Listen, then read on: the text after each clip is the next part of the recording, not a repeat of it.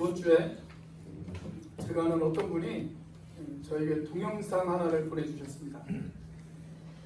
동영상의 내용은 어떤 분의 간증 동영상이었어요. 동영상 속의 주인공은 우리가 익히 잘 알고 있는 한 가수의 간증 동영상이었습니다. 가수 이상우 씨, 여러분들 잘 아시죠? 우리 이쪽 분들은 그래도 고개를 끄덕이는데 이쪽에 있는 사람들은 전혀 모르는 사람인 것처럼 그래서 세대 차이가 느껴지는 것 같아요. 가수 이상우 씨는 자기의 아들 승훈이가 태어난 지 한 30개월 정도 지났을 무렵 내 아들이 다른 아이들과는 조금 다르구나 하는 사실을 깨닫기 시작했다고 합니다.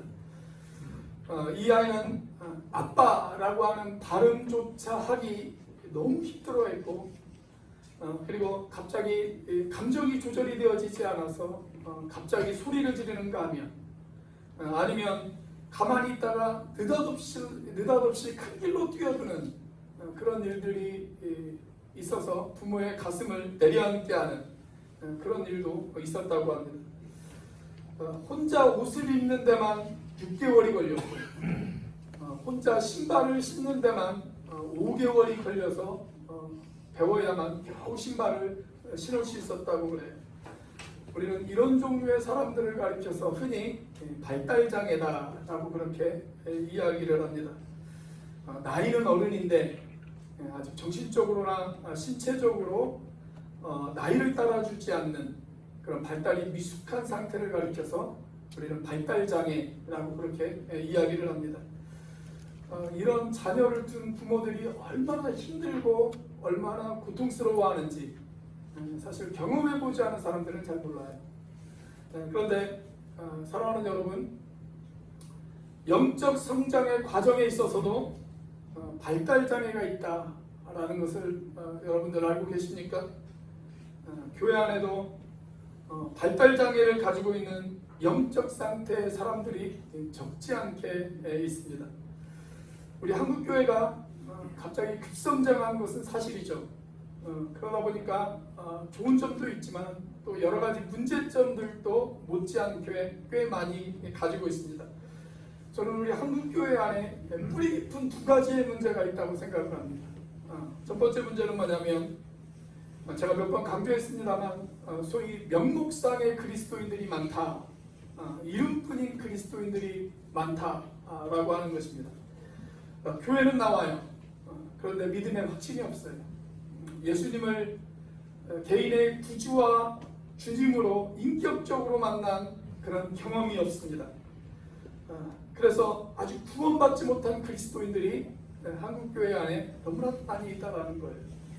그래서 한국교회를 보면 교인 수는 참 많은 것 같은데 그런데 그 기초가 매우 부실한 그런 모습이 우리 한국교회의 모습 가운데 하나입니다. 또 하나는 뭐냐면 미성숙한 그리스도인들이 많다라고 하는 것입니다. 미성숙한 그리스도인, 이렇게 성숙하지 못한 사람들이 많기 때문에 한국교회의 평균 수준이 낮아요. 그래서 건강한 교회를 만들기 위해서는 우리가 계속적으로 분명하고 확실한 복음을 증거해야 할 필요가 있습니다. 그래야 한국교회가 저는 건강을 되찾을 수 있다라고 그렇게 생각이 되어집니다. 자, 우리가 성경을 읽다 보면 예수님의 제자들 가운데 일괄적으로 그의 신앙이 쭉 성장하는 것이 아니라 매우 갈팡질팡했던 그런 제자들의 모습을 우리가 바라볼 수가 있습니다. 그 제자들 가운데 대표적인 사람이 한 사람이 있는데 그게 누구일까요? 그게 바로 베드로입니다. 오늘 이 편지를 쓰고 있는 베드로예요. 그런데 이 베드로가 어느 한순간 그의 신앙이 영적 거인으로 우뚝 서는 그런 모습을 우리가 보게 되어집니다. 그리고 오늘 저와 여러분들에게 이 베드로가 뭐라고 권면하냐면 이렇게 권면하고 있습니다. 여러분, 영적으로 계속 성장하셔야 합니다. 여러분은 계속 잘하셔야 합니다. 계속 성장하셔야 됩니다. 이렇게 권면하고 있어요. 자, 오늘 우리가 함께 읽은 베드로후서 마지막 장 마지막 절 3장 18절 우리 같이 다시 한번 읽어보도록 하겠습니다. 시작. 오직 우리 주 곧 구주 예수 그리스도의 은혜와 그를 아는 지식에서 자라가라. 영광이 이제와 영원한 날까지 그에게 있을지라. 자, 베드로가 우리에게 어떻게 권면하고 있어요? 그를 아는 지식에서 계속 자라가셔야 한다. 여러분 계속 자라가셔야 됩니다. 그를 아는 지식에서 계속 더 자라가셔야 됩니다. 여러분 멈추지 마세요. 계속 자라가세요. 그렇게 우리에게 권면하고 있어요. 자, 그렇다면 우리가 어떻게 영적 발달 장애를 극복하고 계속 성장할 수 있을까요? 우리는 어떻게 영적으로 성숙을 계속 이룰 수 있을까요? 첫 번째, 영적 아이됨을 인정해야 합니다. 영적 아이됨을 인정해야 된다. 다시 말해서 나는 아직 영적으로 성숙하지 못한 어린아이구나 라고 하는 사실을 인정해야 된다는 거예요. 이 사실을 깨닫는 것이 무엇보다도 중요해요. 이 사실을 깨닫는 사람은 희망이 있어요. 그런데 이 사실을 깨닫지 못하는 사람들은 희망이 없어요. 자, 오늘 본문의 2절 말씀, 자, 같이 한번 읽어보겠습니다. 베드로전서 2장 2절 시작. 갓난 아기들 같이 순전하고 신령한 젖을 사모하라. 이는 그로 말미암아 너희로 구원에 이르도록 자라게 하려 함이라. 자, 여기 보면 갓난 아이라고 하는 표현이 등장합니다. 갓난 아이. 자, 이와 비슷한 표현이 다른 성경에도 등장을 해요. 이번에는 바울의 편지에서 이와 비슷한 표현이 등장을 합니다. 자, 고린도전서 3장 1절에 있는 말씀 우리 같이 한번 읽어보겠습니다. 시작.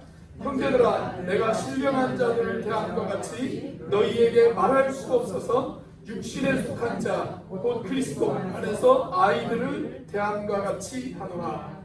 자, 여기 보니까 어떤 표현이 등장합니까? 그리스도 안에서 어린아이라고 하는 표현이 등장합니다. 그리스도 안에서 어린아이, 너희들은 그리스도 안에서 어린아이와 같다 라고 하는 표현이 등장해요. 자, 우리가 영적으로 어린아이의 특징이 뭐가 있을까요? 베드로는 계속해서, 바울은 계속해서 영적으로 어린아이의 특징을 우리에게 설명을 해주고 있어요.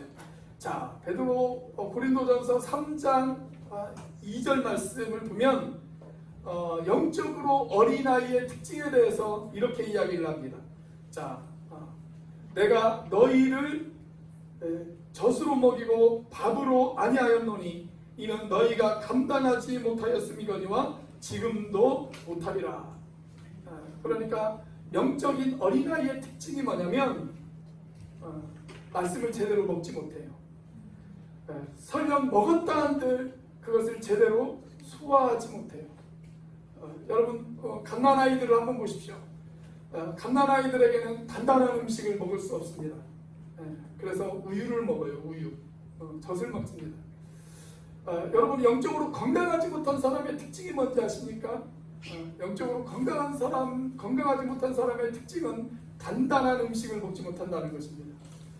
저희 아내가 목요일부터 좀 갤갤거렸어요.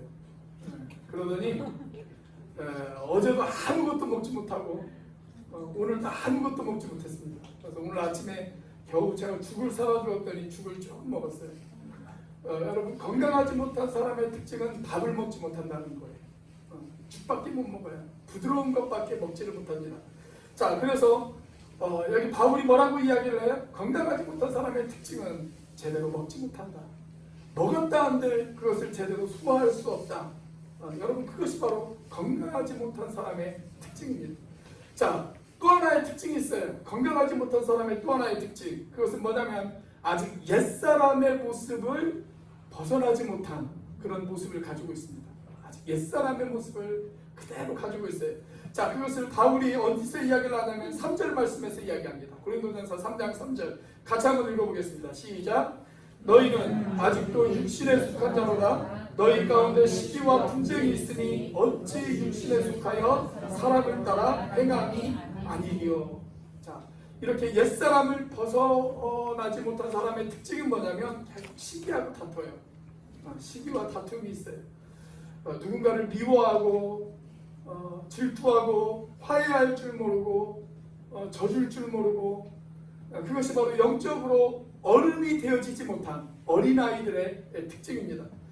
여러분 어린아이들 노는 곳에 가셔서 가만히 그 아이들 노는 것을 한번 지켜보세요. 그러면 아이들이 매일같이 하는 것이 뭐냐면 이런 것들이에요. 이런 것들. 싸우고 다투고 시기하고 화해할 줄 모르고, 그게 아이들의 특징입니다. 그런데 영적으로도 이렇게 시기하고 싸우고 화해할 줄 모르는 상태라면 그 사람은 영적으로 어린아이와 같다라는 것입니다. 영적으로 어린아이와 같다. 자, 이와 같은 맥락의 말씀으로 오늘 본문이 기록되어져 있습니다. 자, 오늘 본문에 2장 1절에도 그렇게 기록이 되어 있죠. 자, 2장 1절 말씀 같이 한번 읽어보겠습니다. 시작. 그러므로 모든 악독과 모든 기만과 외식과 시기와 모든 비방하는 말을 버리고. 자, 오늘 본문의 2장 1절이 어떻게 시작되어지냐면 그러므로 라고 하는 단어로 시작되어져요. 그러므로. 자, 이 그러므로가 무엇을 뜻하는지를 알려면 1장 마지막 부분을 살펴보면 무엇을 뜻하는지를 알 수가 있습니다.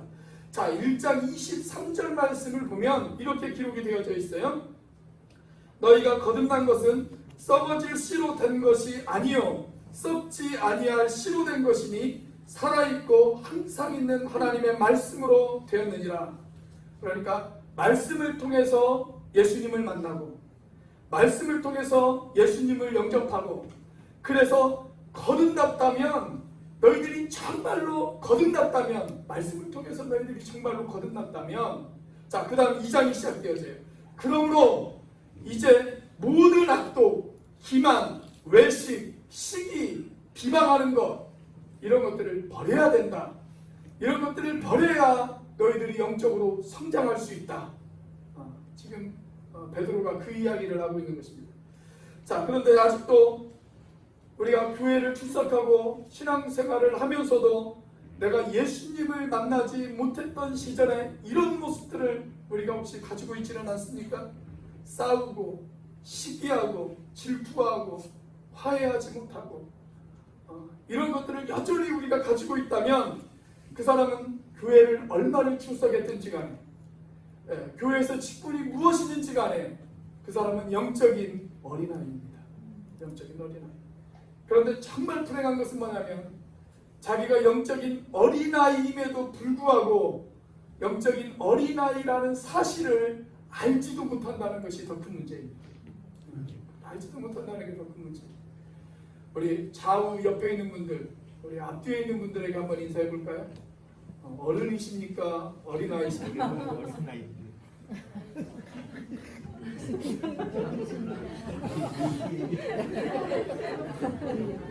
정말로 문제는 뭔지 아세요? 내가 어린아이다라고 인정하는 사람은 그래도 희망이 있는 사람이에요. 나는 앞으로 계속 더 성장해야 되는구나. 아주 희망이 있는 사람이에요. 근데 정말 문제는 내가 어린아이임에도 불구하고 어린아이임을 모르는 사람이 문제예요. 모르는 사람이 문제예요. 자, 어린아이임을 아는 사람, 어린아이임을 아는 사람. 자, 이 사람에게는 이제 두 가지의 과제가 놓여져 있어요.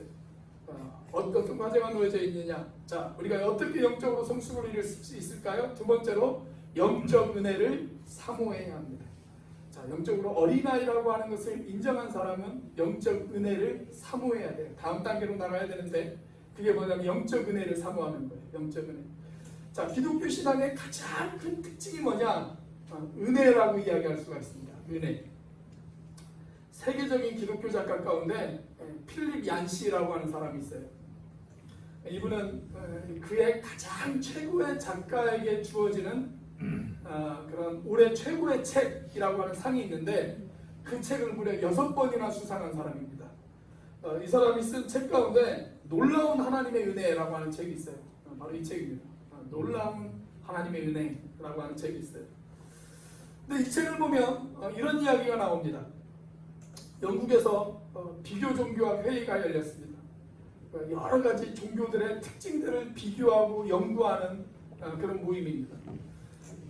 그날 회의의 주제가 뭐였냐면 다른 종교에는 없는 기독교만 가지고 있는 독특한 특징이 무엇인가, 이것이 그날 회의의 주제였다고 그럽니다. 자, 여기에 대해서 어떤 학자가 이야기하기를 이렇게 이야기했습니다. 기독교의 가장 큰 특징은 성육신이다. 성육신. 신이신 하나님이 인간의 몸을 입으시고 이 땅에 내려오신 사건, 그것이야말로 기독교만 가지고 있는 독특한 특징이다. 그렇게 이야기를 했습니다. 그러자 또 어떤 학자는 말하기를 부활이야말로 기독교만 가지고 있는 독특한 특징이다. 그렇게 이야기를 했습니다. 자, 그런데 이런 의견들에 대해서 몇몇 학자들이 반론을 제기하기 시작을 했어요. 물론 성경의 성육신 사건과 다르기는 하지만 다른 종교에도 신이 인간이 되어졌다고 하는 그런 내용이 없는 것은 아니다. 있다. 그런 내용이. 그래서 기독교만의 독특한 특징이라고 이야기하기는 좀 어렵다. 자, 기독교의 부활과는 다르지만 그래도 부활 비슷한 가르침이 다른 종교에도 있다. 그래서 그것도 기독교만의 독특한 특징이라고 이야기할 수는 없다. 이런 반론들 때문에 회의가 쉽게 끝나지 않았습니다. 그때 유명한 금세기 최고의 지성인이라고 불리우는 옥스퍼드 대학교의 C.S. 루이스 교수가 자리에서 벌떡 일어났습니다. 그러면서 C.S. 루이스 교수가 이런 이야기를 했다고 그래요. 쉽죠.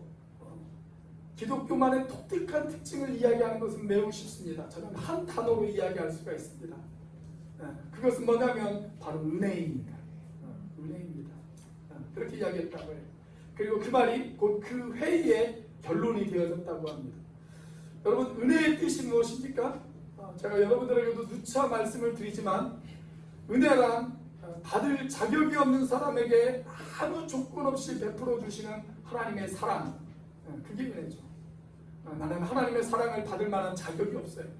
그러나 그럼에도 불구하고 아무 조건 없이 나에게 베풀어 주시는 하나님의 사랑, 그것이 은혜입니다. 여러분, 그 은혜로 말미암아 저와 여러분들이 구원함을 입었다는 사실을 믿으십니까? 예. 에베소서 2장 8절과 9절 말씀은 우리에게 이렇게 말씀하고 있습니다. 같이 한번 읽어보겠습니다. 시작. 너희는 그 은혜에 의하여 믿음으로 말미암아 구원을 받았으니 이것은 너희에게서 난 것이 아니요 하나님의 선물이라. 행위에서 난 것이 아니니 이는 누구든지 자랑하지 못하게 함이라. 여러분, 이 세상 누구도 자기의 행함으로 구원받을 수 있는 사람은 아무도 없었습니다. 그런데 하나님의 선물인 예수 그리스도를 믿으면 아무 조건 없이 은혜로 말미암아 구원함을 얻을 수 있다. 여러분, 이것이 기독교만 가지고 있는 매우 독특한 그런 구원관이라고 이야기할 수가 있습니다. 불교에서는 고행하며 수련하는 것이 구원의 조건이 되어집니다. 이슬람에서는 법전에 율법을 지키는 것, 그것이 구원의 조건이 되어집니다. 힌두교에서는 카르마라고 하는 그들만의 업보를 얻는 것, 그것이 구원의 조건이 되어집니다. 유대교도 언약을 지키는 것이 그들의 구원의 조건이 되어집니다. 그런데 성경은 말하기를 구원은 전적인 하나님의 은혜다 라고 그렇게 이야기하고 있습니다. 과거 중세 로마 가톨릭에서 우리가 어떤 공로가 있어야만 우리가 구원을 받을 수 있는 것처럼 그렇게 가르친 적도 있었습니다. 그래서 종교개혁자들이 일어났습니다. 이 종교개혁자들이 가장 주장했던 것 가운데 하나가 뭐였냐면 바로 이것이었습니다. 오직 은혜, 오직 은혜, 오직 하나님의 은혜로만 우리는 구원함을 얻을 수 있다. 행위로도 아니고 그 어떤 율법적인 가르침으로도 아니고 오직 하나님의 은혜로만 우리는 구원받을 수 있다. 여러분, 그 사실을 믿으시기를 바랍니다. 그런데 우리의 구원도 은혜로 가능하지만 우리의 영적인 성장도 은혜로만 가능합니다. 그러니까 우리의 구원도 은혜로만 받을 수 있어요. 그런데 우리의 영적인 성장도 은혜로만 이루어질 수가 있어요. 자, 오늘 본문의 3절이 그것을 이야기하고 있습니다. 오늘 본문의 3절 같이 한번 읽어보겠습니다. 시작. 너희가 주의 인자하심을 받고 왔으면 그리하라. 자, 여기에서 그리하라라고 한 말은 자라가라 이 말입니다. 자라가라. 너희가 하나님의 인자를 맛보 왔으면, 하나님의 긍휼을 맛보 왔으면, 하나님의 은혜를 맛보 왔으면, 하나님의 사랑을 맛보고 하나님의 자비를 맛보 왔으면 이제 너희들은 자라갈 수 있어야 된다. 그 말이에요. 자라갈 수 있어야 된다. 자, 오늘 우리가 함께 읽은 베드로후서 마지막 장 마지막 절, 이건 베드로 전서와 베드로 후서를 통틀어서 마지막 결론이라고 이야기할 수가 있어요. 마지막 결론. 그래서 성경학자들은 베드로 후서 3장 18절을 가리켜서 베드로의 유언과도 같은 말씀이다 라고 그렇게 이야기를 합니다. 자, 그런데 베드로 후서 3장 18절 우리 다시 한번 읽어보겠습니다. 시작. 오직 우리 주 곧 구주 예수 그리스도의 은혜와 그를 아는 지식에서 자라가라. 영광이 이제와 영원한 날까지 그에게 있을지어다. 자, 베드로가 저와 여러분들에게 남긴 마지막 권면이 뭐냐면 여러분 계속 자라가셔야 됩니다. 그리스도의 은혜와 그리스도를 아는 지식에서 여러분 계속 자라가셔야 됩니다. 그렇게 베드로가 마지막 유언과도 같은 말씀을 저와 여러분들에게 남겼어요. 자, 그런데 여기에서 우리가 계속 자라기 위해서 필요한 두 가지가 있습니다. 그러니까 계속 자라기 위해서 필요한 두 가지. 그게 뭘까요? 하나는 그리스도의 은혜예요. 그리고 또 하나는 그를 아는 지식이에요. 하나는 그리스도의 은혜와 다른 하나는 그를 아는 지식. 자, 첫 번째로 강조한 것이 뭐냐면 그리스도의 은혜입니다. 그리스도의 은혜. 여러분, 우리는 은혜 없이는 자랄 수가 없어요. 우리가 하나님의 은혜에 대해서 많은 이야기를 할 수가 있지만 가장 중요하고 근본적인 은혜가 있다면 우리가 구원받은 것이죠. 내가 구원받은 것, 그거 이상의 은혜는 없어요. 그게 가장 중요한 은혜예요. 그런데 내가 구원받은 것이 내가 받아야 할 은혜의 전부는 아닙니다. 우리는 더 큰 은혜를 사모해야 돼요. 하나님이 우리에게 주시고자 하는 은혜의 선물 보따리 안에는 많은 선물들이 들어가 있습니다. 구원만 들어가 있는 것이 아니에요. 구원은 우리에게 주시고자 하는 선물 보따리에 들어가 있는 한 가지에 불과해요. 한 가지. 가장 중요하고 가장 큰 것이기는 하지만 그것이 끝은 아니라는 거예요. 더 많은 은혜의 선물들을 하나님께서는 우리에게 준비해 놓고 계십니다. 그러므로 여러분, 저와 여러분들이 해야 될 일 뭔지 아십니까? 하나님이 우리에게 주시고자 하는 그 은혜의 선물들을 사모해야 된다는 사실입니다. 사모해야 된다. 그 은혜에 대한 목마름이 있어야 돼요. 그 은혜에 대한 배고픔이 있어야 돼요. 그래야 자라갈 수가 있어요. 여러분, 영적인 어린아이의 특징이 뭔지 아십니까? 은혜를 사모하지 않는다는 거예요. 은혜를 사모하지 않는다. 영적인 어린아이들은 은혜를 사모하지를 않아요. 그런데 영적으로 자라가는 사람의 특징은 뭐냐면 계속적으로 은혜에 대한 사모함이 있어요. 은혜에 대한 배고픔이 있어요. 이것은 마치 식욕하고 똑같아요. 여러분, 사람이 건강을 잃어버리면 제일 먼저 잃어버리는 것이 무엇인지 아십니까? 식욕입니다. 식욕. 먹고자 하는 그런 욕구가 떨어져요. 무엇인가를 먹고 싶어하는 마음이 사라져버려요. 그와 마찬가지로 영적으로 건강하지 못한 사람, 영적으로 어린아이, 그 사람은 영적인 은혜를 사모하지는 않습니다. 그러나 영적으로 건강한 사람은 어떻게 되어질까요? 그 은혜에 대한 목마름이 있어요. 그 은혜에 대한 배고픔이 있어요. 그냥 주일이 되었으니까 교회에 나오는 것이 아니라 하나님의 은혜에 대한 목마름이 있고 하나님의 은혜에 대한 배고픔이 있어서 그가 하나님 앞에 나온다는 사실입니다. 여러분, 영적으로 고갈되어져 있는 상태, 영적인 은혜가 고갈되어 있는 상태를 우리 영성 신학자들은 종종 사막에다 갖다 비유를 합니다. 내 영적인 상태가 사막과도 같아요. 황폐하게 다 갈라져 있어요. 쩍쩍 갈라져 있어요. 그런데 이런 사람이 어느 날 하나님의 은혜를 사모합니다.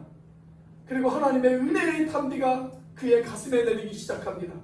그러면 사막과도 같았던 그의 가슴에 은혜의 강이 흐르기 시작해요. 은혜의 꽃이 피어나고 은혜의 열매가 맺혀지기 시작합니다. 사랑하는 여러분, 여러분들의 지금 영적 상태는 어떻습니까? 사막이십니까?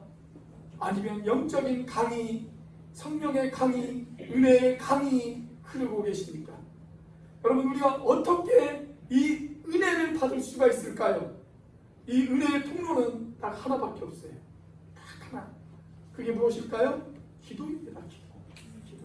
기도하는 것밖에 없어요. 성경이 가르치는 은혜의 통로는 오직 하나, 기도하는 것밖에 없습니다. 기도 없이는 우리가 은혜의 충만함을 받을 수가 없습니다. 여러분, 기도의 보좌 앞에 나아가 하나님 앞에 무릎 꿇고 때를 따라 돕는 하나님의 은혜를 누리시는 여러분들이 되시기를 주의 이름으로 축원합니다. 저는 여러분들이 이런 은혜를 체험하게 되어주시기를 주님의 이름으로 축원합니다. 저는 여러분들이 이런 간절한 사모함이 있었으면 좋겠습니다. 하나님의 은혜를 사모하고 실제로 그 은혜를 경험하고 그리고 그 은혜를 누리는 그런 계절이 되시기를 주의 이름으로 축원합니다. 자, 마지막 세 번째로 영적 지식을 사모해야 합니다. 영적 지식을 사모해야 된다. 자, 우리가 아까 살펴본 베드로후서 3장 18절을 보면 우리가 영적으로 자라기 위해서 절대적으로 필요한 두 가지를 여러분들에게 말씀을 드렸어요. 그리고 그 중에 하나인 그리스도의 은혜를 우리가 살펴보았습니다. 그리스도의 은혜를 누리기 위해서는 우리에게 기도가 있어야 된다라고 제가 여러분들에게 말씀을 드렸죠. 자, 이제 남은 하나가 뭡니까? 그리스도를 아는 지식이에요. 그리스도를 아는 지식. 자, 우리 베드로후서 3장 18절 다시 한번 읽어볼까요? 시작. 오직 우리 주 곧 구주 예수 그리스도의 은혜와 그를 아는 지식에서 자라가라. 영광이 이제와 영원한 날까지 그에게 있을지어다. 자, 은혜 다음에 강조한 것이 뭐냐면 지식입니다. 지식. 자, 그런데 지식은 지식인데 그냥 지식이 아니고 어떤 지식이에요? 그를 아는 지식. 즉 예수 그리스도를 아는 지식을 이야기합니다. 예수 그리스도를 아는 지식. 여러분, 영적으로 성숙했다라고 하는 뜻이 무엇일까요? 저는 영적 성숙의 정의를 이렇게 이야기할 수 있다라고 생각을 합니다. 한마디로 정의를 한다면 나를 구원하신 예수님, 내 인생의 주님이 되신 예수님, 그 예수님을 알고 그 예수님을 닮아가는 것. 여러분, 그게 영적인 성숙이에요. 영적인 성숙. 그래서 영적으로 성숙한 사람이 어떤 사람이냐? 예수님을 알고 예수님을 닮아가는 사람. 그 사람이 영적으로 성숙한 사람입니다. 자, 그런데 일단 예수님을 닮아가려면 뭐부터 해야 돼요? 예수님을 알아야 돼요. 예수님을 알아야 예수님을 닮아갈 수가 있어요. 자, 예수님이 어떤 분인지를 우리에게 알려주는 유일한 도구, 그건 세상에 딱 하나밖에 없습니다. 그게 뭘까요? 성경입니다. 성경. 그래서 예수님을 알려면 무엇을 가까이 해야 되냐면 성경을 가까이 하셔야 돼요. 요즘 우리 성경 읽기 반원들이 열심히 성경을 읽고 있습니다. 저는 참 감사하게 생각합니다. 그래도 말씀을 가까이 하려고 노력하시는 분들이 저희 교회에 있다는 것이 저는 참 감사합니다. 자, 그렇게 말씀을 사모하셔야 됩니다. 그래서 오늘 베드로후서 2장 2절이 우리에게 뭐라고 이야기를 하고 있냐면 이렇게 이야기를 하고 있어요. 자, 같이 한번 읽어보겠습니다. 시작. 갓난아기들 같이 순전하고 신령한 젖을 사모하라. 이는 그로 말미암아 너희로 구원에 이르도록 자라게 하려 함이라. 자, 말씀은 무엇과 같냐면 우유와 같습니다. 우유와. 그래서 어린아이가 젖을 사모하듯 우리 모든 그리스도인들은 신령한 젖을 사모해야 된다. 즉 말씀을 사모해야 된다. 그렇게 이야기하고 있습니다. 제가 신학교 입학과 동시에 목회를 시작을 했으니까 이제 횟수로 거의 한 30년 정도 되었습니다. 30년 정도 된 것 같아요. 30년이 조금 넘었나? 아마 30년 정도 된 것 같습니다. 그리고 예수님을 영접하고 신앙생활을 한 지는 40년이 조금 못 됩니다.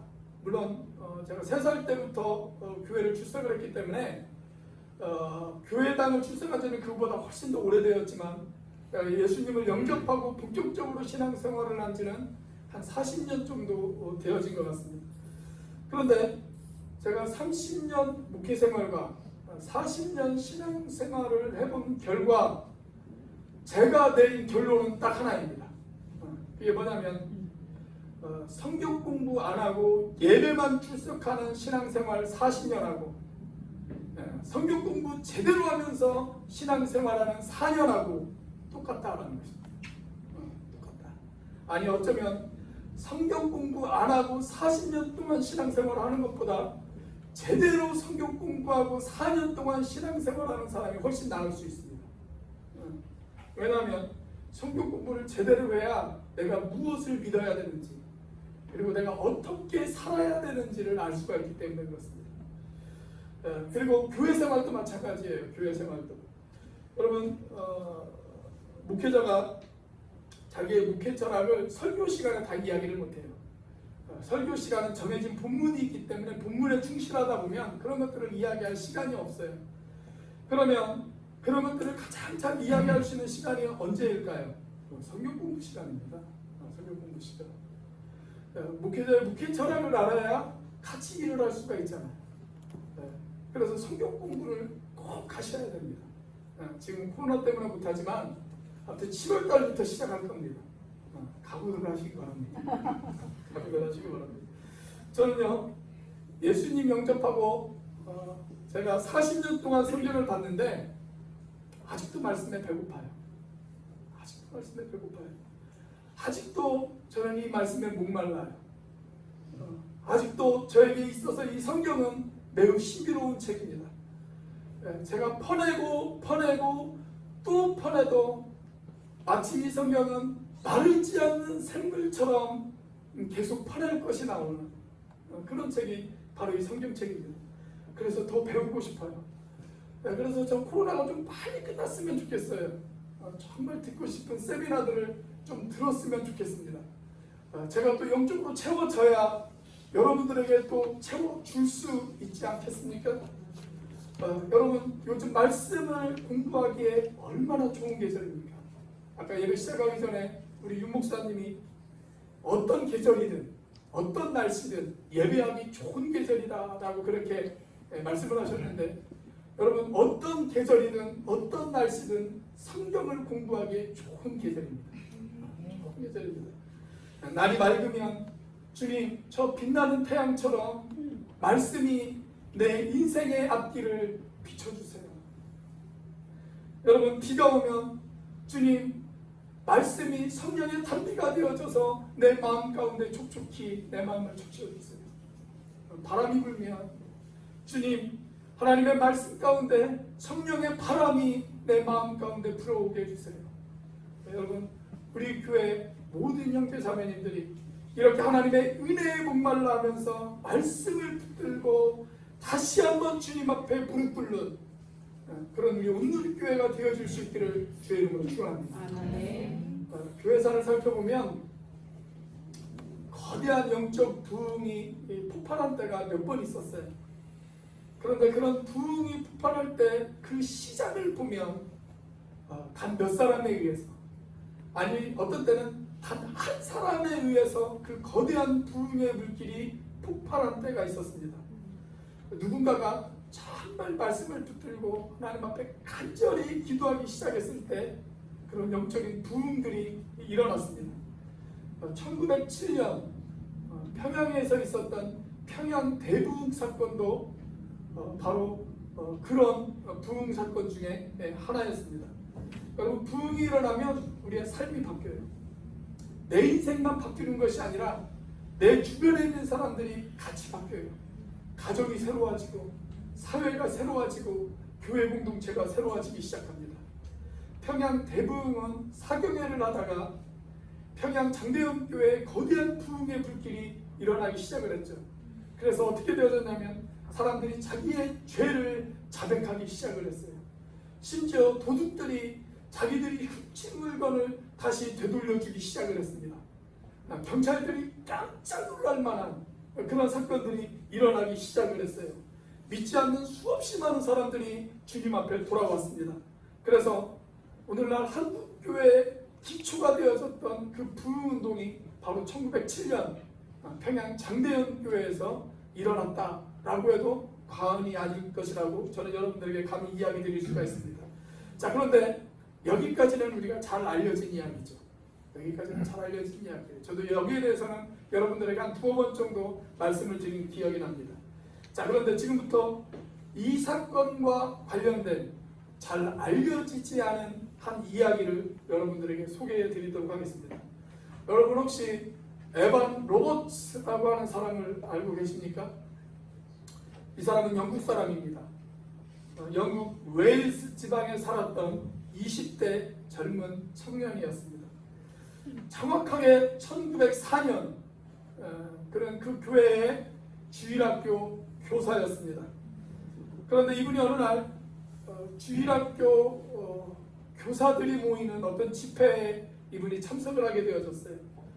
그리고 그 집회의 주제가 뭐였냐면 주여 주께 온전히 굴복하겠습니다. 이것이 그 집회의 주제였다고 합니다. 그 집회의 주제가 이 젊은 청년의 마음을 사로잡았습니다. 이 말씀을 묵상하다가 이 젊은 청년이 하나님 앞에 이렇게 기도하기 시작을 합니다. 주님, 제가 굴복하겠습니다. 하나님, 내가 말씀 앞에 굴복하는 인생을 살아가겠습니다. 하나님, 제가 기도하라고 하는 명령 앞에 굴복하면서 하나님 그렇게 기도하며 살아가겠습니다. 그렇게 작정을 합니다. 그는 광부의 아들이었습니다. 별로 배운 것이 없었습니다. 그런데 갑자기 그의 가슴 가운데 성령의 뜨거움이 느껴지기 시작을 했습니다. 그래서 그가 속해 있는 교회에 찾아가서 목사님에게 이렇게 말씀드렸습니다. 목사님, 제가 사람들에게 설교를 좀 해도 될까요? 목사님이 형제 좀 진정해. 그러면서 그를 말리기 시작을 했어요. 그러다 그가 다시 이렇게 이야기를 했습니다. 목사님, 그러면 제가 사람들하고 기도를 좀 해도 될까요? 목사님이 허락을 해주었습니다. 그렇게 해서 17명의 형제 자매들이 기도 모임을 만들었어요. 그 기도 모임 가운데서 말씀을 함께 나누고 그들의 삶의 문제를 놓고 같이 합심으로 해서 기도하기 시작을 했습니다. 그런데 그렇게 기도하다 보니까 사람들이 변화되기 시작했어요. 거기 모여있는 사람들이 삶이 변화되어지기 시작하는 거예요. 그리고 그것이 소문이 났습니다. 그래서 그 기도 모임 가운데 이 사람 저 사람이 참석을 하게 되어졌어요. 그리고 인원이 많아지다 보니까 이제 그 기도 모임을 나눴습니다. 그래서 각 교회마다, 웨일스 지방에 있는 교회마다 그와 비슷한 기도 모임들이 생겨나기 시작을 했습니다. 그러면서 영국 웨일스 지방에 거대한 부흥의 불길이 솟아오르기 시작을 했습니다. 자, 이 에반 로버츠가 기도하다가 어느 날 문득 하나님 앞에 이런 기도를 드렸다고 그래요. 오 하나님, 부흥을 주셔서 감사합니다. 이 웨일스 땅에 하나님을 모르는 사람 10만 명을 허락해 주십시오. 그렇게 기도했어요.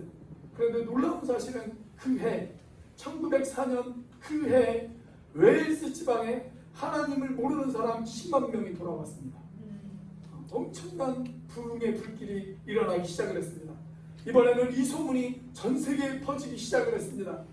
그때 미국 뉴욕에 살던 하워드 존스턴이라고 하는 목회자가 웨일스 지방의 부흥 이야기를 듣고 영국으로 건너옵니다. 그리고 웨일스 지방의 부흥을 직접 목격하고 다시 미국으로 돌아갔습니다. 그리고 1906년 9월 이 하워드 존스턴이라고 하는 사람이 우리 한국에 와요. 한국을 방문합니다. 한국에서 사역하고 있던 선교사님들의 집회를 인도하기 위해서 이 사람이 한국으로 건너옵니다. 자, 그리고 10월 첫째 주에 이 사람이 평양 장대현 교회에 가서 설교를 하게 되어집니다. 자, 설교를 하는데 그때 설교하면서 이 하워드 존스턴이 이런 이야기를 했다고 그럽니다. 저는 영국 웨일스 지방을 다녀왔습니다. 그곳은 지금 놀라운 부흥이 일어나고 있습니다. 하나님이 웨일스와 영국을 새롭게 만들고 있습니다. 이것은 젊은 청년이었던 에반 로버츠라고 하는 한 젊은이가 주님 앞에 온전한 굴복을 결단했을 때 이런 놀라운 사건이 일어났습니다. 그러면서 평양 장대교회 성도들에게 이런 도전의 말씀을 던졌다고 합니다. 여러분, 한국 땅에도 이런 부흥이 일어나기를 원하십니까? 그렇다면 여러분 가운데 에반 로버츠처럼 주님 앞에 온전히 굴복하고 부흥의 도구로 쓰임받기를 원하는 사람이 있다면 손을 들어보십시오. 그렇게 도전했습니다. 자, 그때 한 사람이 번쩍 손을 들었습니다. 그 사람이 누구냐면 길선주 장로님이십니다. 길선주 장로님. 그날 이 길선주 장로님께서 주님 앞에 온전한 굴복을 작정하셨습니다. 그리고 이게 언제 있었냐면 1906년 10월 첫째 주에 있었어요. 1906년 10월 첫째 주에 있었던 사건이에요. 그로부터 정확히 2달 지나고 나서, 그러니까 1907년 1월 2일 날 새해가 시작되어지자마자 길선주 장로님의 제안으로 선교사님들을 모셔놓고 평양 장대현 교회에서 부흥 사경회가 열렸습니다. 부흥 사경회가. 그리고 그 자리에서 우리 한국 땅을 새롭게 만든, 그리고 민족의 거대한 부흥의 불길을 타오르게 만들었던 평양 장대현 부흥 대폭발 사건이 바로 그 시간 그 자리에서 있었던 것입니다. 여러분, 젊은 청년이었던 에반 로버츠로 시작된 이 부흥의 불길, 그 부흥의 불길이 웨일즈를 뒤흔들었습니다. 그리고 영국을 뒤흔들었습니다. 그리고 그 무렵 인도 땅을 뒤흔들었습니다. 그리고 우리 한국 땅까지 건너와서 우리 한국 땅을 뒤흔들었습니다. 여러분, 이 모든 것은 한 청년의 기도로부터 시작되었습니다. 그리고 그 청년이 온전한 굴복을 하나님 앞에 결단했을 때 이런 놀라운 부흥의 불길이 시작되어졌습니다. 여러분, 우리에게 이런 단순한 마음이 있었으면 좋겠습니다. 주님, 제가 주님 앞에 온전히 굴복하고 싶습니다. 주님, 저에게도 은혜를 주세요. 하나님, 이 땅에 은혜를 주세요. 여러분, 이렇게 우리가 기도한다면 영국과 인도와 한국 땅의 거대한 부흥의 불길이 일어났던 것처럼 여러분, 우리들의 삶에, 우리들의 가정에, 우리들의 교회에, 이 땅 제주 땅에, 열방에 주님의 부흥의 불길이 일어날 줄로 믿습니다. 그렇다면 사랑하는 여러분, 오늘 여러분들의 영적 상태는 과연 어떤 상태이십니까? 혹시 여러분들의 영적 상태에 이런 영적 상태라고 자기 자신을 느끼는 그런 분들은 혹시 계시지 않습니까? 주님, 제 마음은 너무 황량해진 그런 사막과도 같습니다. 너무 황폐해진 사막과도 같습니다. 그래서 메말라 있습니다. 그래서 갈라져 있습니다. 주님, 저에게 은혜가 필요합니다. 메마른 가슴에 다시 생명샘이 솟아날 수 있는 그런 은혜가 필요합니다. 이 사막에 다시 강이 흐를 수 있도록, 다시 은혜의 강이 흘러가고 은혜의 꽃이 피어나고 은혜의 열매가 맺어질 수 있도록 주님, 제가 온전한 굴복을 결단하겠습니다. 여러분, 우리가 그렇게만 살아갈 수 있다면 이 제주 땅에 다시 한번 부흥의 불길이 일어날 것입니다. 우리들의 삶 가운데 다시 부흥의 불길이 일어날 것입니다. 저와 여러분이 바로 그런 주인공이 되시기를 주의 이름으로 축원합니다. 기도하시겠습니다.